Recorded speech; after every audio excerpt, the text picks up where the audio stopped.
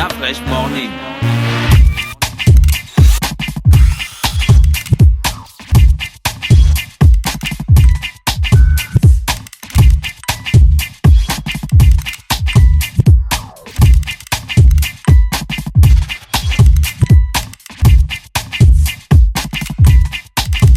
UrbanFM.fm. Du 31 mai au 1er juillet 2017, Sismart Sports organise le tournoi de football inter-arrondissement dénommé le Clash.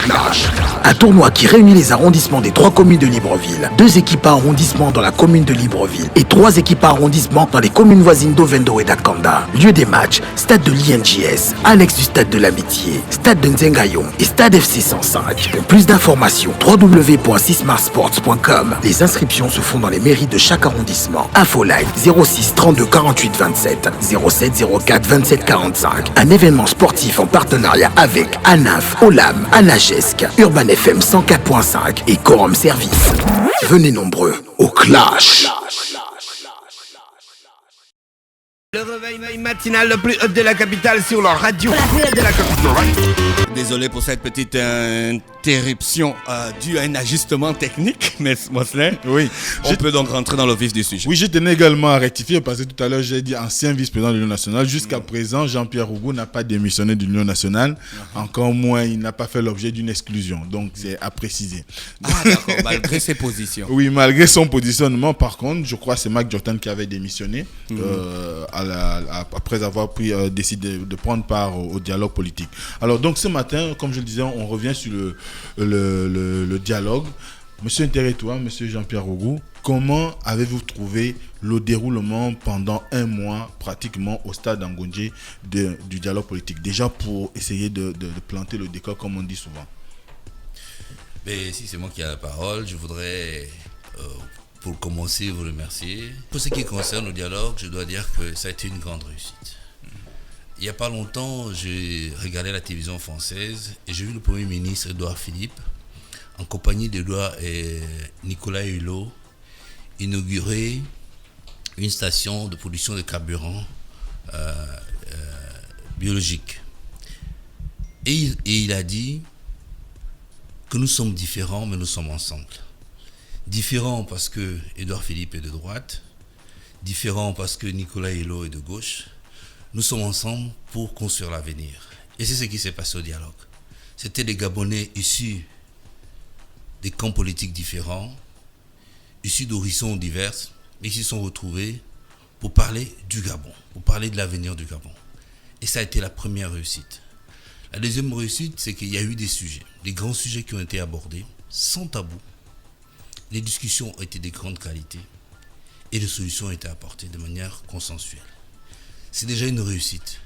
Mais je dois aussi dire qu'aucune œuvre n'est parfaite. Qu'il y a des choses à construire et à parfaire. Mais qui a gagné, c'est le Gabon. Qui a gagné, ce sont les fils du Gabon. C'est ce que je retiens de ce dialogue. Et je dois dire encore ici que j'étais fier de participer à ce dialogue. Et je ne voulais pas être prétentieux pour dire que j'ai eu raison trop tôt. Mais je crois que les faits militent en notre faveur. Toi, est-ce qu'aujourd'hui on peut clairement dire que le dialogue a été une bonne chose? Du moins, est-ce que l'inspiration du chef de l'État d'organiser ces assises était opportune pour notre pays? Je dois d'abord vous remercier de m'avoir encore invité à Urban FM ce matin. Et d'abord, vous dire que le promoteur du dialogue politique est un habitué des concertations et des négociations politiques. Pour votre gouvernement, Ali Bongo était au cœur des tractations déjà qui ont abouti à l'organisation de la tenue de la conférence nationale. Les accords de Paris, il était là. Les accords d'Arambo, il y a été. La rencontre d'Angonje a une spécificité. Elle a été beaucoup plus élargie à toutes les composantes de la société gabonaise, avec une plus grande prise en compte, participation des intellectuels. Parce que c'est comparativement à la conférence nationale, beaucoup découvraient l'exercice de la contradiction en politique. Et on peut dire que les accords d'Arambo, c'est beaucoup plus le gouvernement qui était en concertation avec une partie les accords de Paris, c'était des politiques qui se sont retrouvés hors du Gabon. C'était vraiment trié sur le volet. La particularité du dialogue politique d'Angongé, c'est son caractère véritablement élargi et sans tabou. Ça, il faut le noter. Deuxièmement, il faut dire que les prescriptions de ce dialogue, qu'on va appeler les résolutions, sont à la mesure des attentes. C'est-à-dire que là, j'ai ressenti une véritable deuxième touche de la refondation de l'État gabonais. Refondation de l'État parce qu'on n'a pas laissé à côté un seul sujet qui fâche. Et on n'a pas manqué de magnifier ce qui est bon, puisqu'on n'a pas retouché toutes les lois, les dispositions de notre Constitution. On n'a pas banni toute la nomenclature des textes réglementaires et législatifs qui organisent notre État. Il s'est simplement agi de retoucher et améliorer ce qui pose problème. Essentiellement sur le volet de la gouvernance des élections, sur la réorganisation du système administratif, économique et social de notre pays, la place des femmes. Alors, il y a quand même une situation qui a quand même paru inédite auprès des populations. Il y a eu le rapport final du dialogue politique qui a été remis au chef de l'État, mais également un accord politique qui a été signé. Pourquoi avoir prévu 2 documents alors qu'au finish, les gens attendaient en réalité un seul document? Mais, excusez-moi, Jean-Pierre, donc, je voulais rebondir pour dire que c'est l'usage dans les rencontres de ce type. Bon, il faut toujours un protocole d'accord, puisque la rencontre d'Angongé n'était pas une constituante, hein, n'est-ce pas? Tout à fait. Il faut quand même convenir, trouver un moyen de ce que on symbolise, si vous voulez, mais on formalise cette entente sur un document. On s'accorde en politique à dire on fait un protocole d'accord, où on aurait fait autre chose. Mais au Gabon, on a préféré un protocole d'accord. C'est ce qui va amener les parties à respecter, à s'astreindre à ce qui a été convenu entre elles. Monsieur Rougou? Oui, j'abonde dans le même sens que lui. C'est des réformes importantes qui ont été arrêtées et il est convenait de effectivement mettre en place ce protocole pour permettre aux 2 parties de respecter rigoureusement et pourquoi pas suivre la mise en place intégrale de toutes les résolutions qui ont été arrêtées. Monsieur Ntereitois, est-ce que vous pensez sérieusement que les gens qui sont partis au dialogue, ils sont allés réfléchir pour l'avenir du Gabon? Ou bien ils sont allés faire des calculs politiques pour régler leurs problèmes personnels? Est-ce qu'il y a un véritable regard vers l'avenir dans notre pays? Est-ce que vous pensez que nos institutions ont un problème ou c'est plutôt nos hommes qui manquent de morale, de valeur, d'intégrité? La question m'est adressée. Alors, je voudrais... À vous deux. Je voudrais rebondir sur le dernier aspect de votre développement. Surtout qu'on parle d'accord politique, donc ça prête toujours à confusion dans l'esprit des populations. Notre pays, depuis 1960 aujourd'hui, a fonctionné. Nous n'avons pas un précédent de guerre civile dans notre pays. Nous n'avons pas une histoire antérieure comme d'autres pays lusophones ou machin sur les guerres de libération. Le Gabon était établi comme un îlot de paix, ce n'est pas une légende, c'est une réalité dans la pratique de tous les jours. Maintenant, il s'avère, comme l'a dit Jean-Pierre Rougou, que l'œuvre de gouvernance d'un État est une œuvre humaine d'abord, c'est des hommes. Donc elle n'est pas parfaite, elle est toujours teintée d'aspérité, des insuffisances et autres avatars. Bon, mais ce que l'on note effectivement pour le cas de notre pays, et vous aurez mieux formulé la question en disant qu'on demande toujours à l'État de se saisir d'un certain nombre de problèmes. Par exemple, le cas du ministère de l'Intérieur dans le cadre de ce dialogue, c'est complètement dessaisir la question de l'organisation des élections. Mais la question que je me posais, c'était de savoir pourquoi en 90, après 90, on a mis la commission électorale, on a donné la charge, la CNE. La CNE, c'était ouvert à parité opposition-majorité, comme la dernière structure qui vient d'être relancée. C'était à parité opposition-majorité. Après un moment, on est allé aux accords de Paris, on a confié aux magistrats et quelques hauts cadres de la haute administration. Mais ce que je constate à titre personnel en tant que Gabonais, c'est que c'est les politiques qui passent le temps à juger l'État. Pratiquement à la désacraliser, à désacraliser cet État en portant des avis et tout, et vraiment au menu comme dans une auberge espagnole. Mais est-ce que ces politiques aussi ont la faculté de s'auto-évaluer pour voir véritablement, est-ce que ceux qui gouvernent les partis aujourd'hui ont le niveau qu'il faut? ont les capacités de coller réellement aux problématiques de l'heure, c'est des questions de développement, l'environnement, etc. Là aussi, il y a quand même un couac.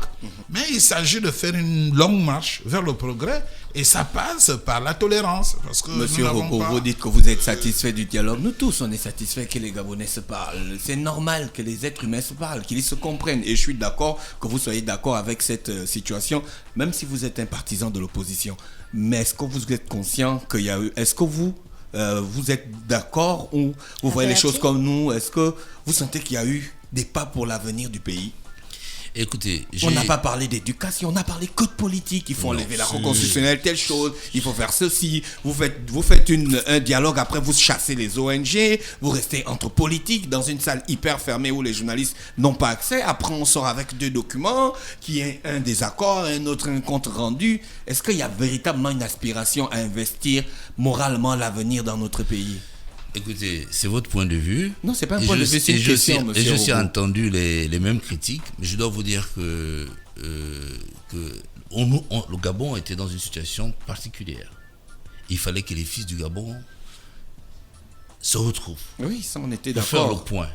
Donc ce n'est pas une mauvaise chose. Je crois non, que pas du tout. C'est regardé par le mauvais prisme de croire que les fils du Gabon ne vont se retrouver que pour partager le gâteau ou pour envisager leur propre avenir. Et les rapports sont clairs. Tous les aspects des problèmes de notre société ont été posés. Il n'y a pas que les politiques. Mais pourquoi il y a plus d'écho sur le plan politique? Mais parce qu'il y avait un aspect politique. Vous savez que le dialogue s'est fait en 2 parties. Il y a eu une partie citoyenne, une partie politique. Mais il se trouve, heureusement, que c'est la politique qui prime. Et les gens portent un intérêt particulier sur ce qui est politique. Mais au cours du dialogue, tous les sujets ont été abordés. Il n'y a pas eu que des problèmes politiques. Donc il ne s'agit pas d'être parti partager le gâteau ou aller régler les situations personnelles. Pour régler les situations personnelles, on n'a pas forcément besoin de réunir tous les Gabonais. Non, moi je le réitère, le dialogue s'est bien passé, les Gabonais se sont retrouvés, on a discuté, des résolutions sont là. Il nous revient à nous de les appliquer et de travailler pour faire fonctionner. Est-ce que vous êtes sûr que ces résolutions auront un impact pour le développement de notre pays et pour l'avenir de notre pays? Mais bien sûr. Et le changement de la qualité des hommes? Bien sûr, bien sûr. Un pays se construit. Un pays c'est pas un package qu'on enlève d'un point A pour mettre dans un point B. Le pays se construit.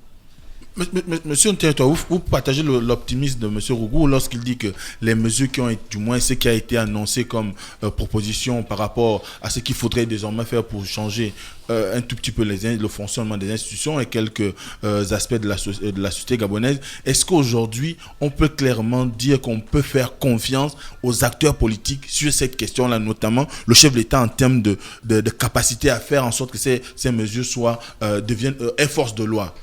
Le Gabon ne s'est pas créé ou n'est pas né en Ngondje récemment au dialogue. Non, le Gabon fonctionne. Vous avez à la tête de ce pays un chef d'État. C'est de son bon gré que ce dialogue a été convoqué. Le chef de l'État, son Excellence Ali Bongo Ndima. Et au jour, rassurez-vous, pendant qu'Ngondje était réuni, le nouveau port d'Ouvendo est fini. Il y a un premier bateau qui a accosté à ce nouveau port. Le président a inauguré une usine industrielle du côté du Haut-Togo récemment. Le pays fonctionne, le pays vit. On n'a pas à s'alarmer. Les contingences politiques ont leur format, leur taille. À un moment, les gens ont estimé qu'il y a eu une crise politique. Tout le monde a appelé au dialogue. Le président a jugé utile le temps qui a été celui-là pour essayer de convoquer ce dialogue. Au dialogue, on a lancé l'idée d'ouverture sans tabou. Ceux qui se sont manifestés librement, ils y ont pris part. Les gens n'ont pas discuté dans la peur ni dans la contrainte là-bas. Je vous dis, il faut avoir confiance. Le président de la République a pris l'engagement devant les Gabonais au palais présidentiel pour se dire que les recommandations du dialogue allaient prendre forme dans les délais raisonnables, bien sûr. Et en comptant sur l'implication des acteurs de ces accords d'Angondje, de ce dialogue, a participé à l'élaboration des modalités Ça de mise en sous-entend œuvre. qu'il y aura un nouveau gouvernement Mais naturellement. et d'élargissement Inéluct- vers l'opposition. Est-ce que inéluctablement. ce n'est pas encore là aussi une façon Un pour les uns gouvernement et les autres de d'ouverture. venir, pour des strates, comme on dit, pour des strass et paillettes pour nos- Vous allez donc dire que très sonnante et trébuchante. la France Monsieur Macron qui fait l'effort de rassembler. Monsieur tous les Territoire, le contexte n'est Non, pas quand même je le voudrais- même. Non, je voudrais vous Territoire, rappeler on parle que du Gabon. la posture du président de la République, c'est de rassembler les Gabonais. Lorsqu'il s'agit de l'État, on est au-dessus des partis politiques. Si un Gabonais, soit-il de l'opposition ou ailleurs, ou de la société civile, a des compétences, un tant soit peu, et mérite la confiance des chefs de l'État, il sera pour ce gouvernement. Vous ne pouvez pas interdire cela au président, ni penser que ce serait nous au Gabon qui inaugurerions ce type d'obligation pour la vie de notre État. Le président va constituer un gouvernement d'ouverture ou d'unité nationale ou un gouvernement, je ne sais pas, mais en tout cas un gouvernement c'est un gouvernement. On prend les Gabonais de tous bords et puis on se met à l'idée de travailler et produire, apporter un peu Monsieur plus Jean-Pierre de solutions Roux. pour le pays, c'est tout. Monsieur Jean-Pierre Rougou, quand même, il y a une situation qui se pose. Quand l'opposition allait au dialogue politique à Ngondje, il y avait des préalables, notamment en rapport à la libération des prisonniers politiques, la mise en place d'un certain nombre de cadres pour pouvoir à l'indemnisation des victimes, l'indemnisation, oui, des victimes liées à l'élection présidentielle. Mais aujourd'hui, les gens qui ont, après la remise du rapport, les gens disent aujourd'hui que ça a été un échec parce que l'opposition n'a pas pu amener la majorité, sinon le chef de l'État, à satisfaire à ces préalables-là. Vous avez un prisonnier politique au Gabon aujourd'hui? À ce qu'on dit, oui. Me donnez un nom? C'est qui? On nous dit que Nzibi, par exemple, Il serait un s'agit prisonnier. de quelqu'un qui était à la tête des casseurs, casser les biens d'autrui, identifié de façon régulière. Monsieur Territoire, est-ce que c'est pas aller trop vite en besoin alors que la Non, justice, enfin, il est en la prison, le justice, tribunal. mais est-ce qu'il a été jugé? Mais enfin, il est détenu à titre préventif. Mais ça veut dire que des enquêtes, des instructions se poursuivent. Qu'est-ce que ça a à voir avec la politique? Vous croyez que Ping avait un parti politique où Nzibé était militant? Je ne sais pas. Monsieur Rougou. Écoutez, moi je n'ai pas la même lecture que mon ami Territoire sur ce dossier, mais la réalité est que pendant le dialogue, l'opposition posait ce problème. Et ce problème figure dans la résolution finale. Nous avons sollicité le chef de l'État. Oui, mais ça Pour que c'était les c'était situations- presque une improvisation. Lorsque le président Manga Moussa a lu le discours, nous on a eu le discours, l'aspect de la libération des prisonniers politiques n'était pas dans son discours initial. Il n'y a pas d'improvisation. C'était une Il improvisation. n'y a pas d'improvisation, monsieur. Moi, j'ai participé au dialogue dans 2 commissions. La commission 1, la commission 4. Ce dossier, le problème a été posé clairement dans la commission 4. Et je crois que pendant le dialogue, on en a parlé dans le journal L'Union. Ce problème a été posé. Nous avons demandé que les situations de nos compatriotes soient résolues dans les délais raisonnables. Et ça figure dans le document final. Et je crois que dans les jours à venir, Alors, il y a les deux solutions à points, ce problème deux sont points posées. essentiels également qui causent problème, notamment la limitation de mandat et le fait qu'on ait pratiquement offert sur un plateau au chef de l'État la possibilité de désigner désormais 6 membres au niveau de la Cour constitutionnelle. Qu'est-ce qui a prévalu pour qu'on puisse arriver à cette situation? Mais vous savez, nous sommes allés à un dialogue. Même aux Dialogue- États-Unis, un dialogue, c'est- les juges un de la dialogue- Cour suprême sont nommés à vie. Un dialogue, c'est 2 camps. Vous voyez, des problèmes ont été posés et des solutions ont été trouvées. Vous êtes sans ignorer, vous l'avez appris, qu'au cours du dialogue, l'opposition a quitté la salle pour mettre la pression. Nous avons obtenu ce qui a pu être possible et sur des sujets, nous n'avons pas pu... Notamment la pousser limitation de mandat. Nos adversaires politiques à changer de position. Mais le Gabon est à construire. On ne va pas s'arrêter sur un aspect de ce dialogue. Mais un aspect Le important. Gabon est à construire avec le nombre de députés qui a Oui, augmenté. qui va augmenter. On a réduit le nombre de sénateurs, madame. Mais ce que j'ai envie de vous partager, en fait, c'est que vous devez comprendre que pour nous, ou pour les gens du quartier, pour qui on parle, en fait, ce n'est pas résoudre une solution en apportant plus de députés, ça fait des gens à payer. En plus, pour quel résultat concrètement? Parce qu'avec le nombre de députés qu'on avait, est-ce qu'ils faisaient concrètement leur travail? Parce que au lieu de pendant le dialogue, au lieu de parler de l'augmentation du nombre de députés, on aurait pu aborder l'impact des députés, le rôle des députés même dans la vie d'un pays. Est-ce qu'on a pu le leur dire pour qu'ils se remettent d'abord eux-mêmes en question, ou on veut juste augmenter le nombre de députés? Parce que là, je vais rejoindre un petit peu le problème de Dafresh. Il y a des résolutions qui ont été prises au dialogue que nous on regarde et puis on comprend pas trop en fait. La résolution de faire 2 tours à présidentielle, c'est justifié. L'analyse est justifiée. On parle de légitimité, il faut 2 tours, c'est justifié. Mais mettre un juge constitutionnel de 9 ans, ça n'a aucun sens. Est-ce que c'est ce qui consolide la démocratie? C'est-à-dire qu'il faut qu'on nous explique que telle situation a été prise, telle décision a été prise pour qu'on ait comme le président, par exemple, a un projet, il dit que le Gabon sera à tel niveau dans 25 ans, je prends telle résolution. Si vous prenez politiquement une telle résolution, il faut qu'on nous dise que cette résolution est prise pour que dans tant d'années, on ait tel comportement dans la société, on ait tel impact politique ou tel impact démocratique. Et cet aspect pédagogique a été pris en compte. Abordé. Merci, Mosley, de résumer. Oui, moi, je voudrais réagir tout de suite. Non, madame, rassurez-vous, les députés gabonais, nos parlementaires, députés, sénateurs, font un travail énorme à leur niveau. Simplement, peut-être qu'il n'y a pas assez de moyens pour vulgariser ce travail qui est fait, les lois, l'examen des lois. Il prend des journées, parfois des nuits, des sessions difficiles pour essayer de faire avancer un certain nombre de textes et tout. Non, il travaille.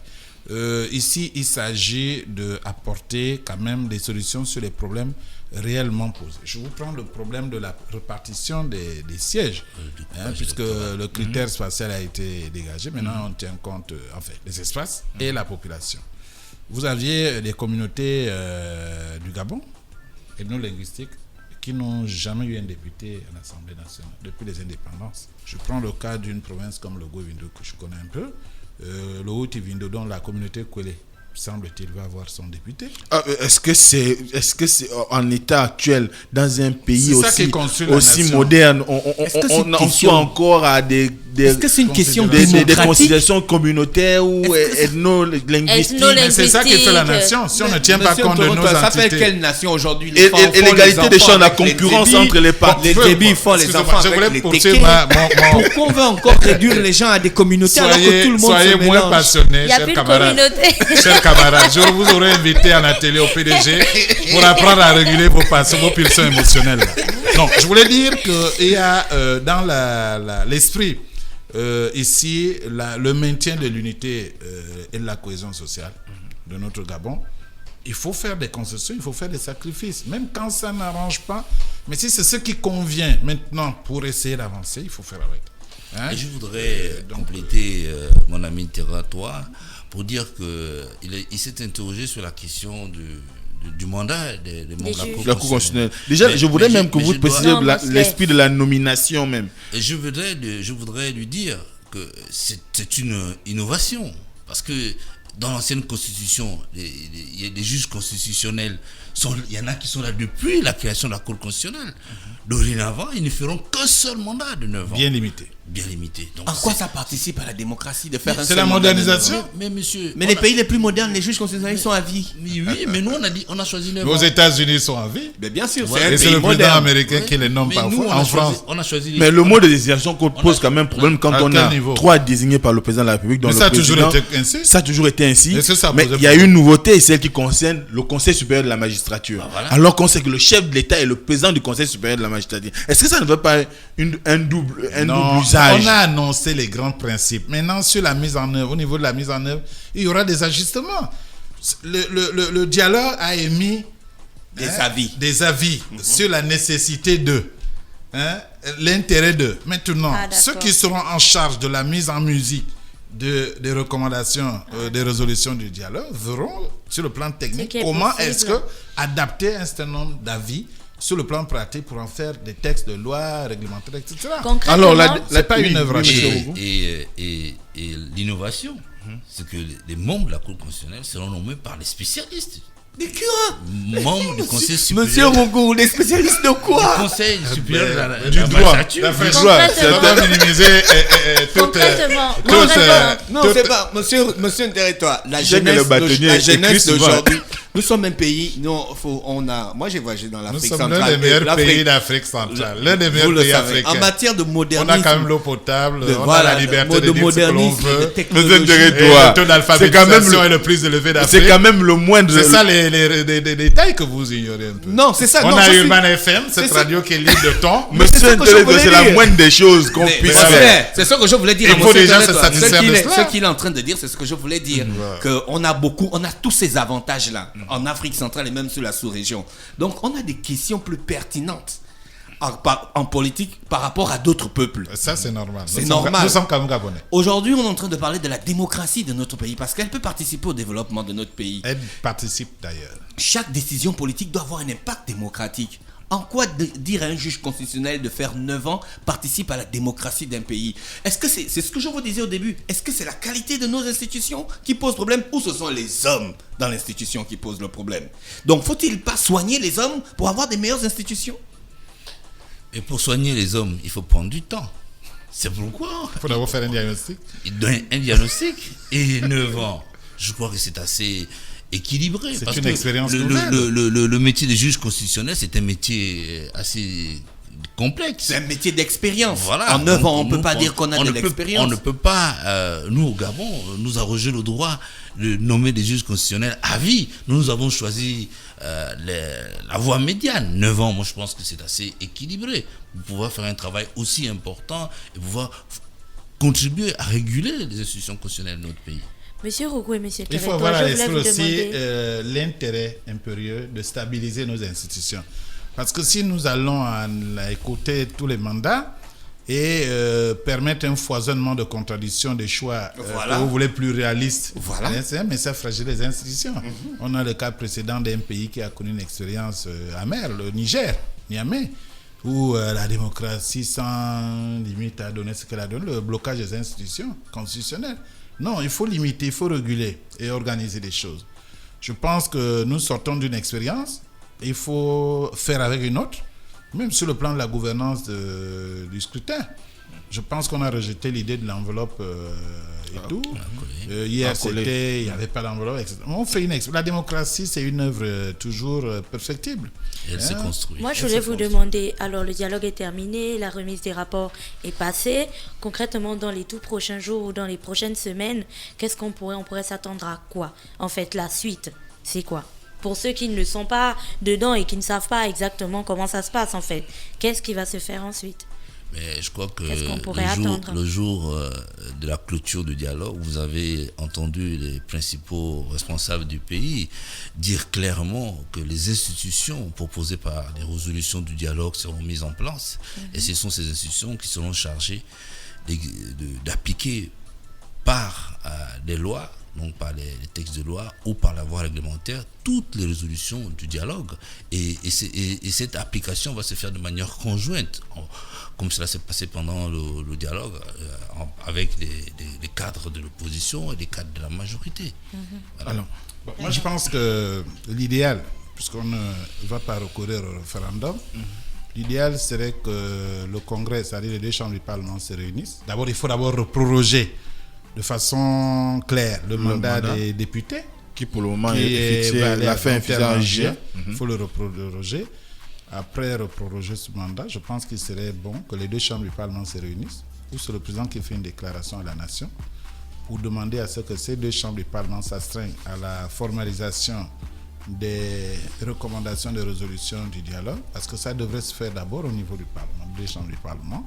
Et ensuite, il y aura un gouvernement qui sera mis en place pour essayer de, n'est-ce pas, booster, n'est-ce pas, un certain nombre de textes qui viseraient à refonder la République. Monsieur Nteretwa, dernière question. On doit s'attendre à de nouveautés dans ce gouvernement. Ça fait 2 fois que tu dis dernière question. Je ne l'avais pas posé, la Claire. dernière question. Donc la dernière question est celle concernant l'actualité. On a, après le dialogue, on a 2 éminents hommes politiques gabonais qui ont fait des déclarations, notamment Guy Zobandama et Casimir Oyemba, qui appellent à un nouveau dialogue, si on peut dire ça comme ça. Mais on a également eu l'intervention du porte-parole du gouvernement qui dit qu'il n'y aura pas un 3e dialogue ou un 2e dialogue si on tient compte de classement officiel. Est-ce qu'aujourd'hui, vous pensez que l'attitude de Guy Zobandama et Casimir Oyemba a été une attitude de sage? Écoutez, tout ce qui peut contribuer à construire le pays est toujours bienvenu. Monsieur Rougou, là vous faites la langue de bois. Je constate seulement que nos amis sont partis de la résistance sont partis de la résistance pour dialoguer, même s'il s'agit d'un troisième dialogue. C'est parce que vous prédisiez déjà dès le départ, mais monsieur voilà, vous vous souvenez que j'étais passé par ici et que je vous avais dit que beaucoup de gens pensaient comme moi, mais qui n'avaient pas le courage de passer à l'action. Est-ce un acte courageux? Mais vous savez, le président Baobab m'a appris que tous les gens ne sont pas courageux au même moment. Il y en a qui savent anticiper et d'autres qui le font après. Mais pour ce qui me concerne, je considère que c'est tout ce qui peut contribuer à faire avancer les choses, à apaiser le pays, à décrisper l'atmosphère politique et toujours à prendre. Il revient aux deux camps, aux autorités en place et à nos amis de l'opposition de voir dans quelle mesure ils peuvent se retrouver. Mais moi, j'ai pris part à un dialogue. J'ai travaillé, qui a arrêté des résolutions. Moi, je me mettrai à travailler pour que ces résolutions soient effectives et puissent apporter quelque chose à notre pays. Monsieur Teto, est-ce que l'esprit de Kasmir Oyemba et Guy Toumbandama est de nature à rassurer? J'adore, je vous tiens à féliciter le président Rougou, Jean-Pierre en face de moi, pour avoir eu une lucidité matinale et avoir eu la prospective, n'est-ce pas, le bon flegme politique, d'avoir vu juste très tôt. Au cours d'une émission ici, je vous disais que le dialogue, la rencontre entre les Gabonais était inéluctable. Et c'était aussi nécessaire. C'est bon pour l'actualité, mais c'est dégoûtant pour la morale. Parce que là encore, ce démarche, il ne faut pas la lire au premier degré, il faut aller plus loin. Est-ce qu'elle ne participe pas de l'idée de ces anciens de croire que d'autres Gabonais ne sont pas comme eux ou leurs égaux? C'est-à-dire ce recours systématique à l'infantilisation, à la chosification, à la clochardisation, à la banalisation de la République et de ses enfants. Les gens qui se sont retrouvés à Ngondje, il y avait des universitaires, des technocrates de haut vol, des hommes et des femmes, des intellectuels qui ont réfléchi des mois et des mois, des semaines. À la fin, ils ont produit un travail. Voilà que un petit groupe d'hommes qui ont véritablement fait leur temps parce qu'ils sont rentrés dans les affaires très jeunes. Ils veulent y demeurer comme Abdoulaye Wade qui va être député à 91 ans au Sénégal. Le Gabon n'est pas un terrain de l'expérimentation du vice et de la faute. Monsieur Yemba s'est donné un scoop médiatique comme Zouba et autres. Ce que je voudrais vous dire ici, c'est qu'ils n'ont pas vocation à mener le président à se déjuger. C'est le chef de l'État, le chef des institutions du Gabon. Un dialogue a été fait, c'est bouclé avec ce que ça coûte, le temps que ça a pris. Mais il y a simplement un protocole d'accord qui est ouvert par des bons soins du secrétaire général du gouvernement, Ali Akbar, des co-rapporteurs Ali Akbar, Onanga, Yobege et Thierry d'Argendieu Kombila. Il suffit de frapper à l'heure de porte pour aller signer, paraffer ce protocole d'accord qui reste ouvert. Bon, parce qu'à mon sens, à mon modeste niveau, je ne sais pas le sujet qui n'ait été abordé en Ngondje que Oyemba trouverait à redire ou Zouba ou bien d'autres. Non, ça ne se fera plus comme ça. Le président de la République est l'élu et l'émanation de la volonté populaire des Gabonais. Et rassurez-vous qu'il est aussi là un camp politique. Il y a ceux qui militent à ses côtés qui n'accepteraient pas que l'on perde du temps comme ça à afficher nos petites caprices, nos égos personnels. On aura les élections législatives sûrement dans quelques temps. Il y aura moins de contentieux qu'il n'en a été à la présidentielle dernière. Il y aura certainement une autre étape dans les années à venir. Mais refaire un autre dialogue, c'est pas possible, avec les mêmes acteurs, parce qu'il faut faire plaisir à nos anciens là que vous citez, c'est plus possible. D'accord. Merci Mosley. C'était donc Monsieur Rougou et Monsieur Territoire ce matin dans le Fresh Morning. Je veux qu'on reprenne une émission comme ça avec vous, mais on discute vraiment une heure quoi. On a des questions à vous poser, vous les acteurs politiques de notre pays. Merci encore d'avoir accepté d'être invité au Fresh Morning. René Ruth est avec nous ce matin sur les 104.5. René Ruth, bonjour. Le réveil matinal le plus hot de la capitale sur leur radio. La plus haute de la capitale. Du lundi au vendredi, de 7h à 10h, reçoit 104,5 tonnes de musique dans le Fresh Morning. le ministère de la Jeunesse et des Sports et l'association Yori organisent la première édition du Libreville Fitness Tour sous le thème « La femme au cœur du développement par le sport ». Le Libreville Fitness Tour, c'est une caravane sportive exclusivement dédiée aux femmes. Le Libreville Fitness Tour, c'est 3 communes, Libreville, Ovendo et Akanda. 4 sites et 5000 femmes à former. Vous êtes une femme âgée de 15 ans et plus, vous désirez apprendre les bases des exercices sportifs, rejoignez notre caravane en vous inscrivant pour le Libreville Fitness Tour à partir du jeudi 11 mai 2017. Droit de participation unique pour les 4 étapes, 2500 francs CFA, 4 sites, 4 dates à partir de 8h. Samedi 3 juin à la tribune officielle du bord de mer. Samedi 10 juin sur le parking de la gare d'Ovendo. Samedi 17 juin au stade de Nzengayon. Et samedi 24 juin au stade d'Angonje. Libreville Fitness Tour, c'est aussi des conseils de spécialistes de la nutrition et des coachs sportifs spécialisés. Au programme des exercices, abdos fessiers, zumba, maintien sculpte, stretching, point d'inscription, City Sport, géant C cadeau, PMUG, Infoline 06 97 84 27 07 26 05 09. Libreville Fitness Tour, un événement du ministère de la Jeunesse et des Sports en collaboration avec l'association Yori. Sponsor officiel, Anza, partenaire média, Urban FM 104.5. Sponsor, PMUG, Olam, WeFly et Spayacine.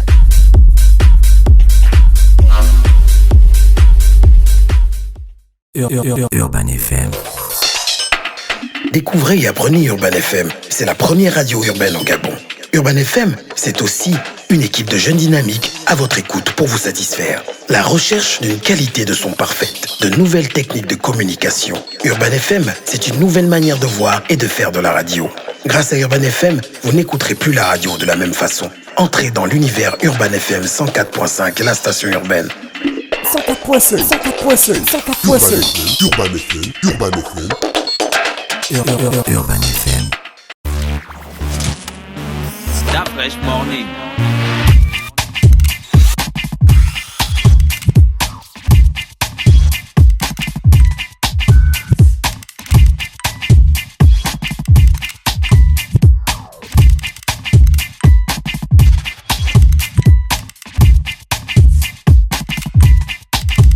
UrbanFM.fm